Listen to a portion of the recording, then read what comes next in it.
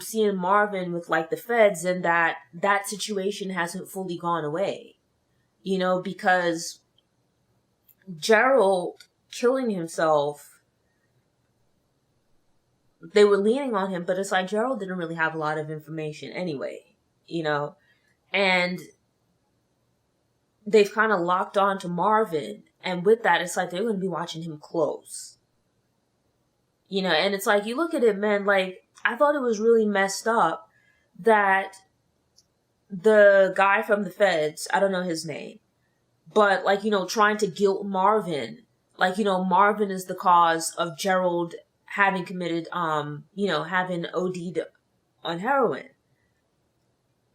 But, like, thankfully, Marvin let them know, like, no, like, you guys were leaning on him and trying to have him do something that he wasn't built for. And this is the result. Like, you bear the burden of that. But it's like, yet still, I thought it was still cool that Marvin went to the funeral. Sad for, like, the little girl, because it's like, you look at it, you lose your little sister. I don't know if that was the younger sister, but however it is, you lose your sister, you lose your dad on the same day, and now you're going into foster care. That's rough, man. That's going to be another kid growing up with a bunch of problems. So now, one thing that I was right about was it seeming to be a bad idea that Howard put the word out that he was looking for Lou. Like we saw last episode, 2 police officers responded to a call from a bar where Lou was intermittently passed out but causing a ruckus. Those 2 cops picked Lou up, took him to whatever the location was, and then Howard met them there. But I questioned, like, what reason would you have as Howard to be talking to Lou, right? Why would you be putting the word out that you're looking for him? You're not leading any active investigation that involves Lou, right? You have these 2 police officers pull him in, but you don't take him to the station. He's not arrested. You don't even throw him into like the drunk tank or anything like that. What reason would there be for you to be involved with Lou or for you to be looking for him? And we see here that Howard's in a meeting with Baptiste and the Fed guy, and they're asking him about this. Like, you put the word out that you were looking for Lou. We have suspicions that you have some ties to his brother, and thus through his brother, organized crime.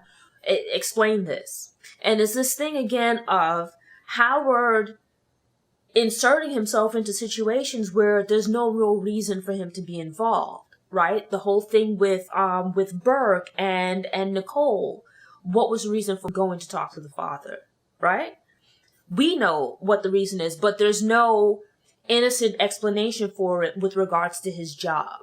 Right? You look at it, granted, they have questions about Marvin, they have questions about Howard. It's unclear how exactly they made the connection between the 2 of them. But then here it is, while they're asking you about that, you go and you're asking questions about Lou, right? Not just asking questions like, oh, like, do you know about Lou being into anything? But you put the word out that you're looking for him. 2 officers find him, and yet he never makes it to the precinct. He's never, like, there's no record or explanation as to why you were looking for him in a professional capacity. And so it's like all of these little situations that Howard has inserted himself into, places where he's been, things that he's done where there's no professional reason for it having happened, all of those things are going to come back to bite him, I think. Because it's like, one thing is a coincidence, but all of these little things together is starting to look more like a pattern. And it's like, you look at it where he was seemingly trying to dig a hole for Marvin. It's like, he looks like he's going to get caught up in that as well. Because let's say, even if the feds figure out that Marvin is dirty, the question to then be asked would be, why are you linked to him? You're not doing any kind of investigation or anything like that. Why are you having contact with him? Why were you trying to have contact with Lou? And so, some valid questions. And it's like, I'm interested. That's like the one character that if they got arrested and went to jail, I wouldn't be upset about it. Because I have not liked Howard since the first season, and I still don't like him now. I don't care that he's Kanan's dad.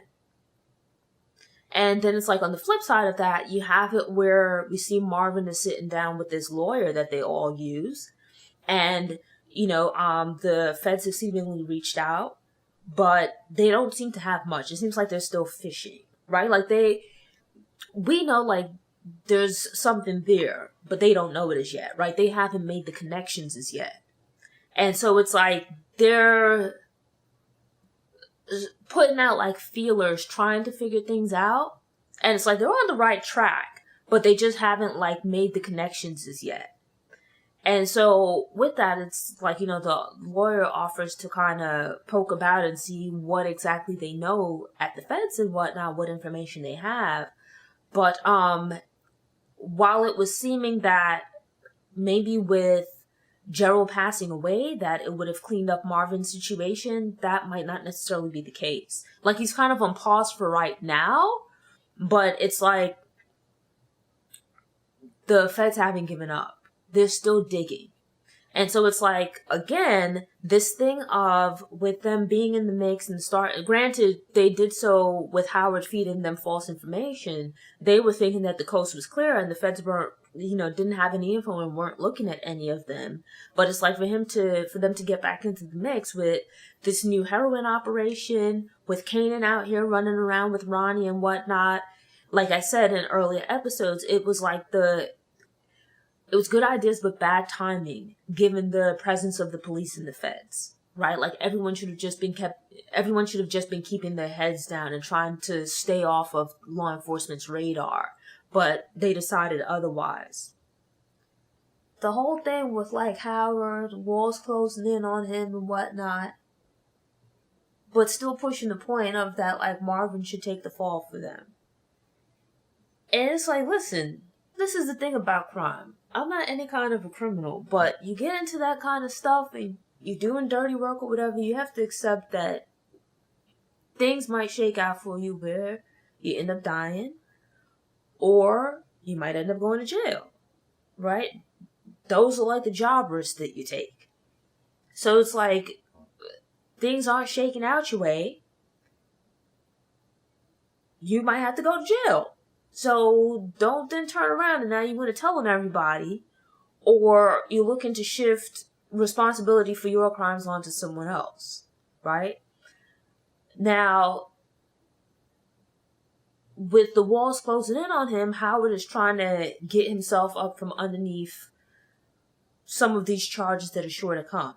Looking for a scapegoat, someone to take the fall for him. And as RAQ told him before, she tells him again here, that's not happening.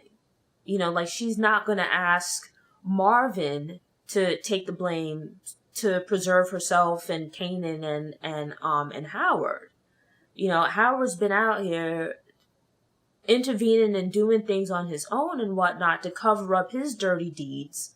And it's like the rest of them will probably have to answer for it. He should too. And in the midst of this, again, this thing of, why are you always hanging around these people if you're the police, right? If you're a clean police officer, what reason would you, like you're under investigation, what legitimate, upstanding reason would you have as a police officer to constantly be around rocking them? Thanks for tuning in. To ensure you don't miss any episodes, subscribe to the channel, click the notification bell, go ahead and click the thumbs up button if you like what you saw, and go ahead and share it on social media.